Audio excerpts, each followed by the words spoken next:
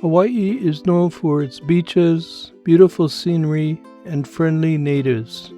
But did you know that it's also one of America's most haunted states? There are countless stories telling of ghosts and demons, including a particularly nasty one, located at the famous Kaimuki house in Honolulu, Hawaii. Many families have moved or vacationed there over the years, only to be thrown out by the strange and unusual, dangerous occurrences. On one occasion, a couple bought the property and moved in. Within a short time, people next door started hearing loud bangs and crashes.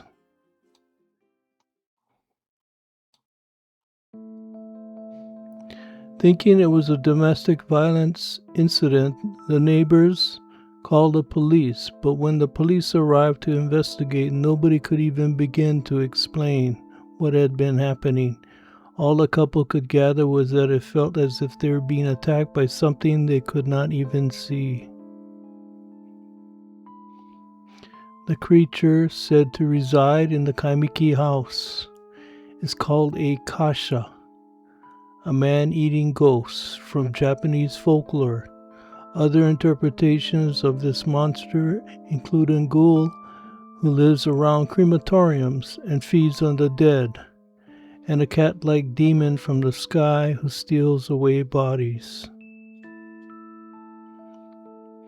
However, all three versions have one thing in common: its insatiable hunger for blood and corpses.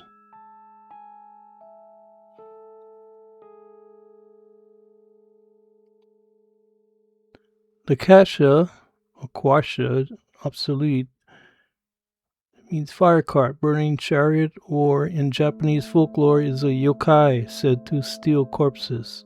It is now generally regarded to be a monster in cat form, though earlier archetypes made them demon-like. The Kasha was originally neither an animal nor man-like monster, but a fire vehicle assigned the mission of conveying the sinful to Buddhist hell.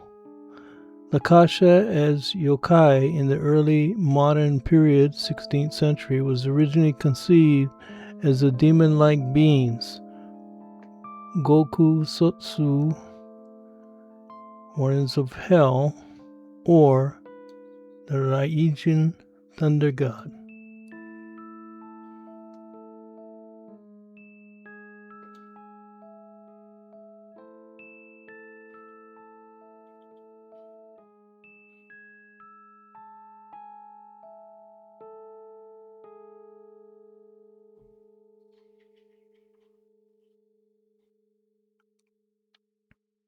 Sometime during the summer of 1942, the police were called to the house again for another incident. A woman had been repeatedly screaming, "She's trying to kill my children," which they heard upon pulling up to the front of the house.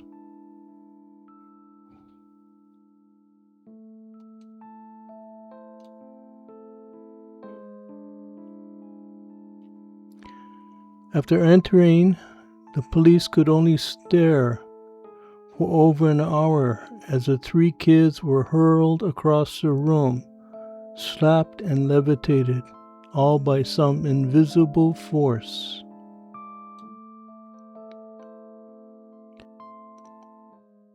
On August 13, 1942, an article appeared in our Honolulu Star Bulletin that described a haunting incident that they blame on the evil doings of Kahuna.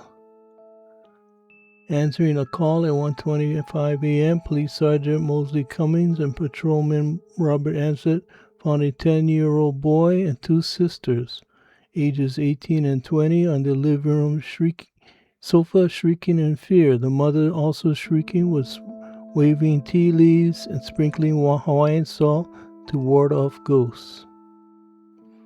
The mother stated that at 10 p.m., her 10-year-old son detected an odor of a ghost in their Kaimuki home. and apparently angry at being found out, the spirits attacked him and subsequently his two sisters repeatedly, attempting to strangle them. My husband, who left me, is to blame, the mother added. After a struggle that lasted a good hour and a half, the police yielded the troubled home to a kahuna and took the mother to her sister's home for safety around 3 a.m.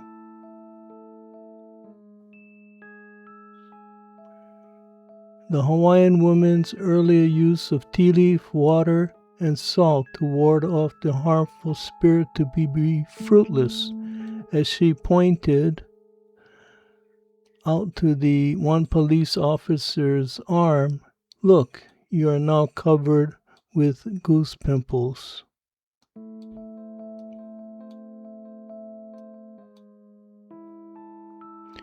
This event, which was published in the local newspaper, inspired Arthur McDougall to write a fictional, much more violent account. In his story, the children were literally ripped apart by the entity right before the mother's eyes.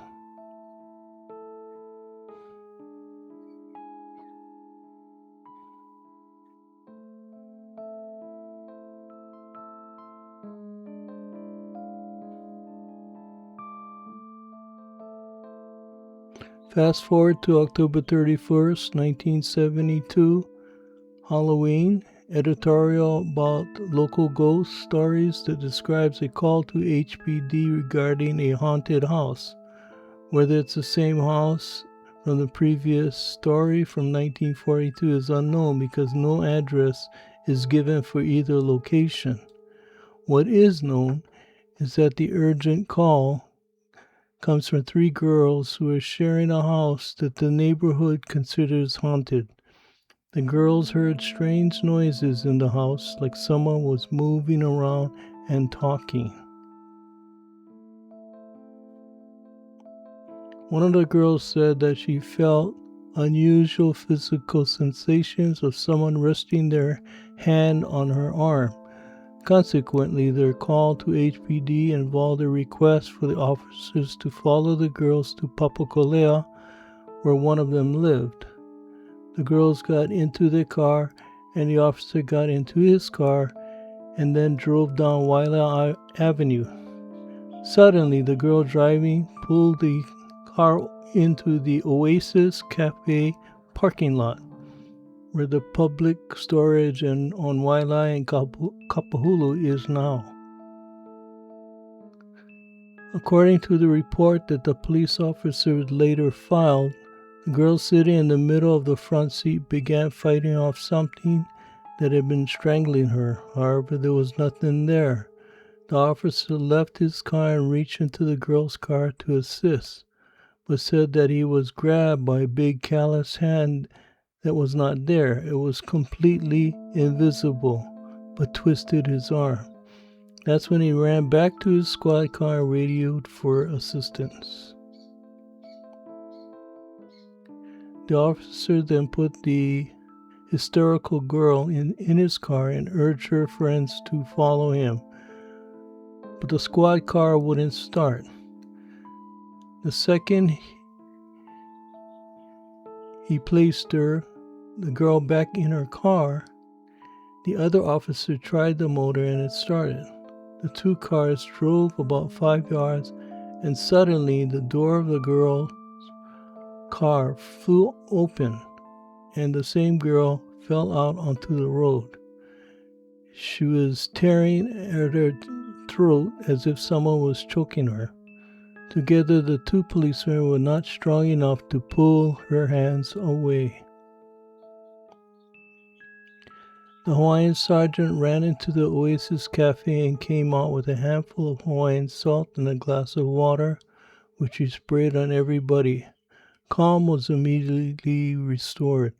Although this editorial was meant for Halloween, the contributors Charles Ken and Rubelite Johnson are highly respected Hawaiian historians who also share personal accounts on the same editorial. So the fantastic sound story may be based on some fact.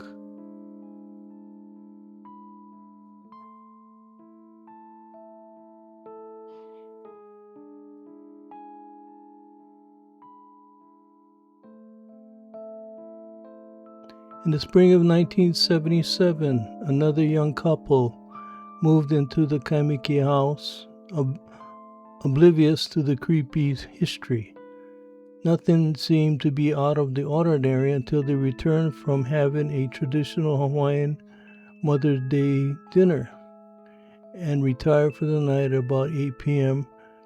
Around midnight, the bedroom became increasingly chilly, although there was no wind blowing through the curtains. Having woken up, the wife saw a white figure of a woman standing at the foot of their bed. However, there was nothing visible below her waist, and she appeared to have no arms. Once the wife got up to use the bathroom, the figure disappeared.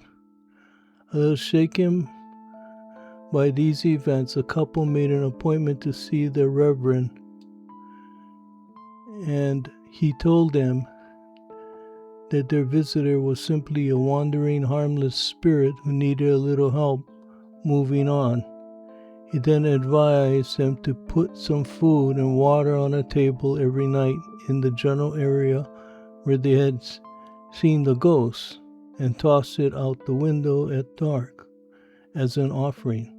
After the couple repeated this for a whole week, the woman never appeared again.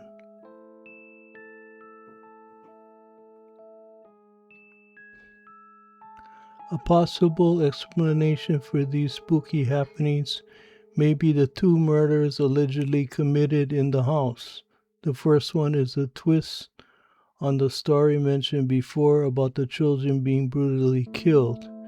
However, the case states that it was actually a father who murdered his two kids, along with his wife, in the backyard. But the daughter's body was never found. The second event tells of a lesbian couple where one of the women became involved.